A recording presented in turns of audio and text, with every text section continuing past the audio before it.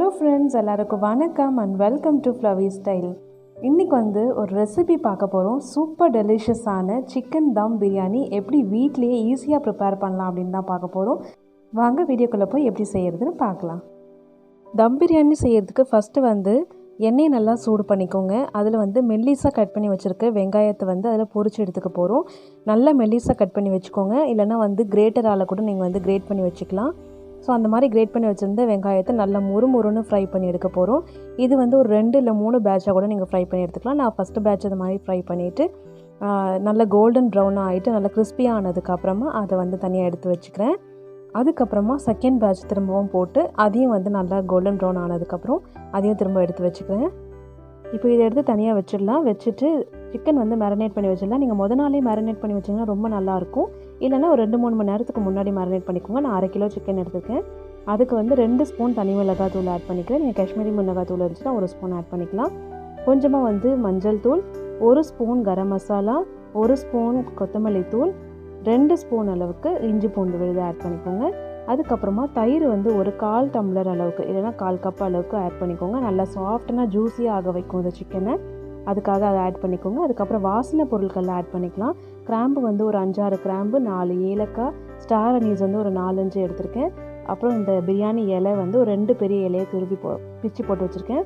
புதினா, கொத்தமல்லி எல்லாமே பிச்சு சின்ன சின்னதாக போட்டு வச்சுருக்கேன். ஸோ இப்போ இது எல்லாத்தையுமே இது உள்ள ஆட் பண்ணிக்கலாம்.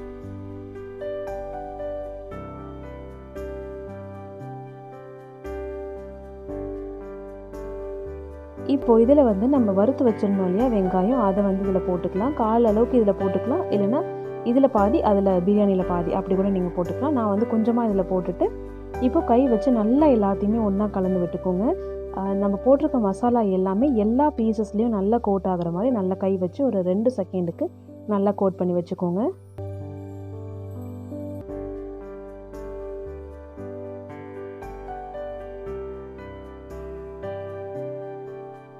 தேவையான அளவுக்கு இதில் உப்பு போட்டுக்கோங்க. நம்ம பிரியாணிக்கு சாதத்துலேயும் உப்பு போட்டு தான் வடிப்போம். இதில் கிரேவிக்கு தேவையான அளவுக்கு உப்பு போட்டு எல்லாத்துலேயும் கலந்து வச்சுக்கோங்க.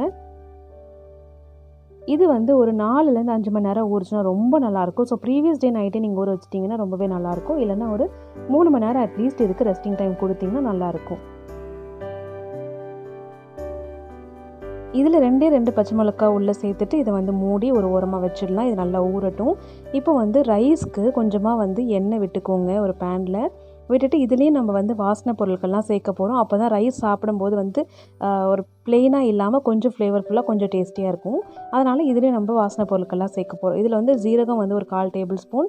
அதுக்கப்புறம் ஜாதி பத்திரி ஒரு இது எடுத்து வச்சுருக்கேன். அதுக்கப்புறம் இது பேர் எனக்கு கரெக்டாக தெரியல. ஏலக்காய் 2, ஸ்டார் அனீஸ் 2 கிராம்பு, ஒரே ஒரு பட்டை, அதை துண்டு துண்டாக ஆக்கி வச்சுருக்கேன். அதுக்கப்புறம் கொத்தமல்லி தழை, பிரியாணி இலை, இது எல்லாமே நம்ம எதெல்லாம் அந்த சிக்கனில் மேரினேட் பண்ண போட்டோமோ அது எல்லாமே இதில் போட்டிருக்கோம்.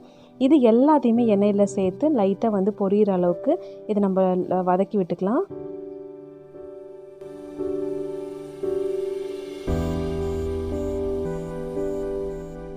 இது எல்லாமே நல்லா பொரிஞ்சு வந்ததும் இதில் நம்ம சாதம் வடிக்கிறதுக்கு தேவையான அளவுக்கு தண்ணி ஊற்றிக்கலாம். எந்த அளவும் கிடையாது, ரேண்டமாக தான் நம்ம ஊற்ற போகிறோம். எண்ணெயில் டேரெக்டாக தண்ணி ஊற்றுறதுனால கொஞ்சம் பார்த்து ஊற்றுங்க, தெறிக்க வரும். இதில் நம்ம ரேஷியோ கணக்கெல்லாம் எதுவும் கிடையாது. சாதத்தை வேக வைக்கிற அளவுக்கான தண்ணி தான் வேணும். சாதமும் ஃபுல்லாக வேக வைக்க போகிறது கிடையாது, ஒன்றும் பாதியாமல் தான் வேக வைக்க போகிறோம். இப்போ தண்ணி நல்லா கொதி வந்துருச்சு. நம்ம 1/2 மணி நேரத்துக்கு முன்னாடி ஊற வச்சுருந்த ஜீரக சம்பா ரைஸ் தான் நான் இன்றைக்கி எடுத்திருக்கேன். ஸோ அந்த ரைஸ் இதில் சேர்த்துக்கிறேன். நான் 3 டம்ளர் அளவுக்கு எடுத்திருக்கேன்.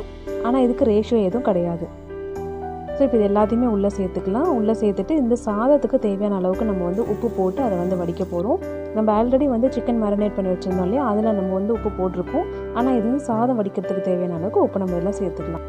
சேர்த்துட்டு லாஸ்ட்டாக கொத்தமல்லி தழையும் இதில் போட்டுக்கலாம். நல்லா வாசனையாக இருக்கும் சாதம் சாப்பிட்றப்போ. இப்போ சாதம் நல்லா பாதி அளவுக்கு குக் ஆகிடுச்சு. நீங்கள் எடுத்து நசுக்கி பார்த்தீங்கன்னா உடனே நசுங்கக்கூடாது, 2ஆக விட்டுடக்கூடாது. கொஞ்சம் நல்லா டீப்பாக ப்ரெஸ் பண்ணால் தான் விடுற மாதிரி இருக்கணும். ஸோ அந்த மாதிரி ஒன்றும் பாதியாக வடித்து எடுத்துக்கணும்.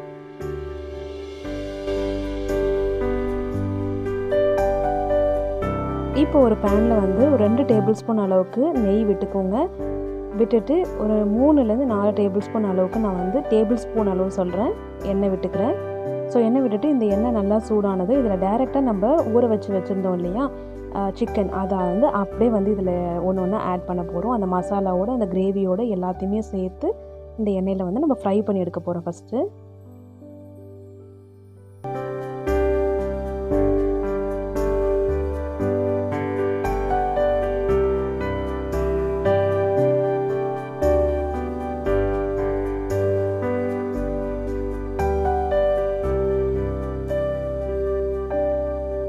இது வந்து மூடி போட்டு நீங்கள் அடிக்கடி கிண்டி விட்டுட்டு ஒரு 5லேருந்து 10 நிமிஷம் கழித்து நீங்கள் பார்த்தீங்கன்னா நல்லா அந்த சிக்கனில் இருக்க மாய்ஸ்சர்லாம் கீழே இறங்கி நிறைய கிரேவி அண்ட் தண்ணி மாதிரி இருக்கும் உங்களுக்கு. ஸோ அதை வந்து நல்லா கிண்டி விட்டுக்கோங்க. ஒரு 2லேருந்து 3 நிமிஷம் அப்படியே கொதிக்க விடுங்க. அந்த கிரேவியும் நம்ம யூஸ் பண்ண தான் போகிறோம். ஸோ இப்போ இது மாதிரி வந்ததுக்கப்புறம் இந்த கிரேவி மட்டும் தனியாக வந்து கொஞ்சமாக எடுத்து வச்சுக்கலாம். அதை வந்து லேயரிங் பண்ணும்போது உங்களுக்கு கொஞ்சம் ஆட் பண்ணிங்கன்னா இன்னும் கொஞ்சம் நல்லாயிருக்கும். வெறும்னே வெள்ளையாக ரைஸ் தெரியாமல் இருந்து இதை மாதிரி லேயரிங் பண்ணுறப்போ கொஞ்சம் கிரேவி போட்டிங்கன்னா அது நல்லாயிருக்கும். அதனால் இல்லைனா இந்த ஸ்டெப் வந்து நீங்கள் ஸ்கிப் பண்ணிக்கலாம், ஒன்றும் பிரச்சனை கிடையாது. நான் வந்து கொஞ்சமாக எடுத்து வச்சுக்கிட்டேன். ஒரு 3லேருந்து 4 ஸ்பூன் அளவுக்கு நான் எடுத்து வச்சுக்கிட்டேன். மீதியை வந்து அப்படியே கீழே வந்து ஃப்ளாட்டன் பண்ணி விட்டுட்டு நம்ம வடித்து வச்சிருந்தோம் இல்லையா சாதம், பட்டை கிராம்பு எல்லாமே போட்டிருக்கோம் இல்லையா, அதோடவே சேர்த்து நீங்கள் அப்படியே வந்து இதில் வந்து ஆட் பண்ணிக்கலாம். ஒரு லேயர் அளவுக்கு நான் வந்து ரைஸ் ஆட் பண்ணிக்கிறேன். இதில் உங்ககிட்ட சாஃப்ரான் அதாவது குங்குமப்பூ இருந்ததுன்னா பாலில் வந்து கொஞ்சம் நேரம் ஊற வச்சுருந்து அதை ஒரு லேயர் நீங்கள் ஊற்றி விடலாம். என்கிட்ட இல்லைன்றதுனால நான் வந்து கலர் பவுடர் வந்து தண்ணியில் மிக்ஸ் பண்ணி அதை வந்து போடுறேன். பிரியாணி பவுடர் இருக்கும் இல்லையா அது. அதுக்கப்புறமா ஒரு லேயர் வந்து நம்ம வறுத்து வச்சுருந்தோம் இல்லையா வெங்காயம், கொஞ்சம் சாதத்துக்கு போடுறதுக்குன்னு தனியாக எடுத்து வச்சுருந்தோம் பார்த்தீங்களா, அதை வந்து ஒரு லேயர் அளவுக்கு மேலே வந்து ஸ்ப்ரெட் பண்ணி விட்டுக்கலாம். ஸ்ப்ரெட் பண்ணி விட்டுட்டு நம்ம கொஞ்சமாக வந்து கிரேவி எடுத்து வச்சுருந்தோம் இல்லையா, அதையும் வந்து கொஞ்சமாக ஸ்ப்ரெட் பண்ணி விட்டுக்கலாம். விட்டுட்டு திரும்பவும் ஒரு லேயர் வந்து சாப்பாடு வந்து இதில் மேலே போட போகிறோம். நீங்கள் இதோடவே கூட விட்டுடலாம், 2 லேயராக கூட நீங்கள் முடிக்கலாம். நான் என்ன பண்ணுறேன்னா ஒரு 3-4 லேயர் அளவுக்கு நான் போடுறேன். அதனால் எல்லாமே கொஞ்சம் கொஞ்சமாக போடுறேன். திரும்பவும் வந்து அந்த கலர் பவுடர், திரும்பவும் வெங்காயம், அதுக்கப்புறம் கொஞ்சம் கிரேவி, திரும்ப சாதம், அந்த மாதிரி ஒரு 3-4 லேயர் அளவுக்கு நான் போடுறேன்.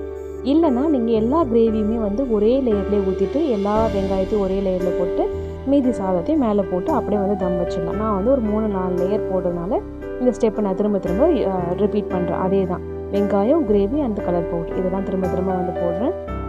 நீங்கள் ஒரே லேயர் போடலாம், இல்லை 2 லேயர் போடலாம், எது வேணாலும் போட்டுட்டு லாஸ்ட்டாக வந்து கொஞ்சமாக வந்து நெய் விட்டுக்கோங்க. 1 டேபிள் ஸ்பூன்லேருந்து 2 டேபிள் ஸ்பூன் அளவு கூட நீங்கள் நெய் விட்டுக்கலாம். ரொம்ப வாசனையாக இருக்கும். அதுக்கப்புறம் நல்லா டைட்டை வந்து க்ளோஸ் பண்ணி வச்சுக்கோங்க. இந்த கேப்லாம் எதுவும் இல்லாத மாதிரி நல்லா சீல் பண்ணி வச்சுக்கோங்க. அப்படி இல்லைன்னா நல்லா டைட்டான ஒரு பிளேட் ஒன்று போட்டுட்டு அதுக்கு மேலே வந்து நீங்கள் வெயிட்டான ஏதாவது பாத்திரத்தில் தண்ணி வைக்கலாம், இல்லை வெயிட்டான ஏதாவது ஒரு வெறும் பாத்திரம் கூட வைக்கலாம். தண்ணி வைக்கிறதா இருந்தால் சீக்கிரமாக எடுத்துருங்க, இல்லைனா உள்ளே வந்து அந்த ஆவி தண்ணி இறங்கி சீக்கிரம் சாதம் வந்து நல்லா உடையிற அளவுக்கு ஆகிடும். அதனால் தண்ணி வைக்கிறதா உடனே எடுத்துருங்க, இல்லை வெறும் பிளேட் கூட வச்சுக்கலாம். ஸோ நான் லைட்டாக தண்ணி வச்சு கொஞ்சம் நேரத்தில் எடுத்துட்டேன். இப்போ பார்த்தீங்கன்னா சாதம் வந்து சூப்பராக ரெடி ஆகிடுச்சு. நீங்கள் லைட்டாக வந்து அடியிலேருந்து சைட்லேருந்து லைட்டாக கிண்டி எல்லாத்தையுமே இந்த மாதிரி விதிர்த்து விட்டிங்கன்னா எல்லா சாதமும் வந்து மிக்ஸ் ஆகிடும். ஆனால் இது வந்து பிரியாணி மாதிரி வந்து ஃபுல் எல்லா சாதத்துலேயும் வந்து உங்களுக்கு மசாலா கோட் ஆகிருக்காது. கொஞ்சம் சாதம் வந்து ப்ளெயினாக வெள்ளையாக இருக்கும், கொஞ்சம் சாதம் வந்து கிரேவியோடு இருக்கும், அதாவது அந்த மசாலா வந்து இறங்கியிருக்கும். பட் சாதமே பார்த்திங்கன்னா நல்ல ஃப்ளேவர்ஃபுல்லாக இருக்கும். ஏன்னா நம்ம வந்து நிறைய மசாலாஸ் அந்த வாசனை பொருட்கள்லாம் போட்டிருக்கோம். அவ்வளோதான், ரொம்ப சிம்பிளாக ரெடி ஆகிடுச்சு. இப்போ வந்து நம்ம பிளேட்டிங் பண்ணிக்கலாம். சூப்பராக இருக்கும். நீங்கள் பிரியாணி மாதிரி தான் அதை வந்து ஒயிட்டாக உங்களுக்கு கலந்து இருக்கிறது பிடிக்காதுன்னா நல்லா வந்து கிளறி விட்டுக்கலாம். பட் சாதம் ஒடியாமல் பார்த்துக்கோங்க. எல்லாத்தையுமே வச்சுட்டு இப்போ நம்ம வந்து கொஞ்சமாக வெங்காய பச்சடி போட்டுக்கலாம், ஒரே ஒரு முட்டை, அதுக்கப்புறம் வந்து சிக்கன் 65, கொஞ்சமாக வேணால் நீங்கள் ஊறுகாய் கூட வச்சுக்கலாம்.